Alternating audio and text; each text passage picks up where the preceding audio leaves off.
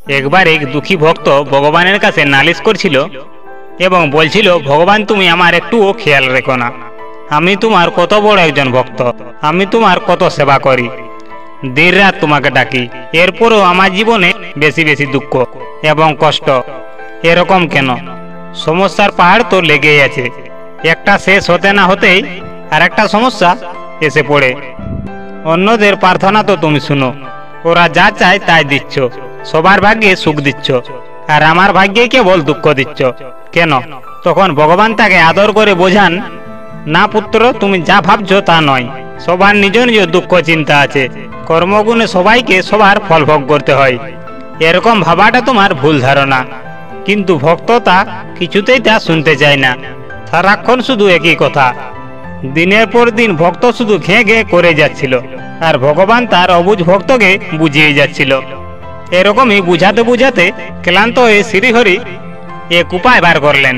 শ্রীহরি বললেন, আচ্ছা ঠিক আছে, তোমাকে আমি একটা সুযোগ দিব তোমার নিজের ভাগ্য বদলানোর জন্য। ওই দেখো দূরে আমার মন্দিরের পাশে একটা বড় পুরনো বৃক্ষ দেখা যাচ্ছে।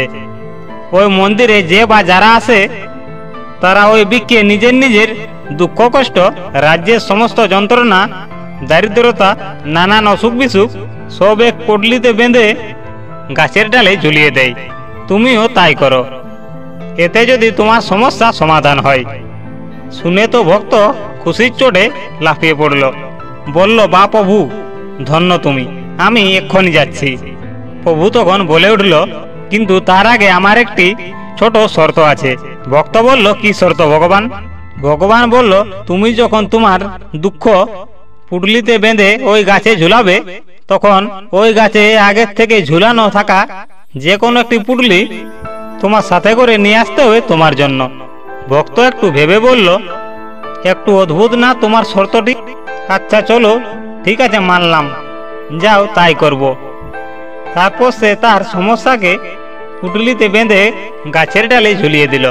তারপর বলতে লাগলো, যাক বাবা, এতদিনে কাজ তো হয়ে গেল, এখন আর আমার জীবনে কোনো সমস্যা থাকবে না। কিন্তু ভগবান বললেন যে ফিরে আসার সময় সাথে করে একটি পুটলি নিয়ে যেতে। ঠিক আছে, নিয়েই নি, এবার এমন কঠিন কি? কিন্তু কোনটা নেব? এই ছোট পুটলিটাই ঠিক হবে, এটাই নিয়ে যাই। কিন্তু সেই পুটলিটা নেওয়ার আগে এক মুহূর্তের জন্য ভাবলো যে এটাতে কি আছে আমি তো তা জানি না। না না, এটা তো নিব না, অন্য আর একটা নিই। কিন্তু এটা তো যদি কোনো গভীর কোনো অসুখ থাকে তাহলে কি হবে? না না, এটাও নেব না। আচ্ছা, অন্য আর একটা নিই, কিন্তু এটা কার কি কষ্ট আছে এতে তাও তো জানি না, বাপরে। তারপর সে চিৎকার করে বলল, হে ভগবান, এই কোন সমস্যার মধ্যে ফেলে দিলে আমায়, এ তো বড় গোলমালে। মুহূর্তের মধ্যে ভগবান চলে এলো, বলল, কি হলো, পছন্দ হলো? পছন্দ হলে উঠিয়ে নাও একটা আর ফিরে যাও। ভক্ত বলল, কি করে নেব ভগবান? অন্যের ভাগ্যে কি দুঃখ আছে, কষ্ট আছে তা তো আমি জানি না। আমার নিজের দুঃখর খবর নিজের কাছে আছে বলে এর ভার কতটুকু আছে তা বুঝতে পারি। না জেনে শুনে অন্যের দুঃখের ভার বইবার সাহস হচ্ছে না প্রভু। যদি আমার দুঃখ থেকে তার দুঃখর ভার বেশি হয় তখন আমি অবুঝ ছিলাম প্রভু, তাই নিজেকে সবচেয়ে বেশি দুঃখী ভেবেছিলাম।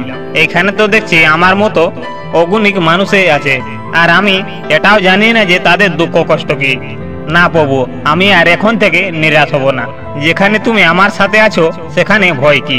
ধন্যবাদ প্রভু, তুমি আমার অন্তর্চক্ষু খুলে দিয়েছো। ভগবান বললেন, আমার উপরে সম্পূর্ণ ভরসা রাখো পুত্র।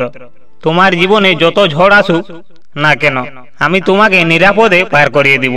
কেননা আমার স্মরণে যারা আসে তার কোনো সুখ বা দুঃখ কিছুই থাকে না, সকলে আমি হরণ করে নিই। তাই তো আমাদের এই নরধামে কেউ সুখী হয় না, আবার কেউ দুঃখী হয় না। যার জীবনে যা আছে তাই নিয়ে সন্তুষ্ট হওয়ার নামে জীবন।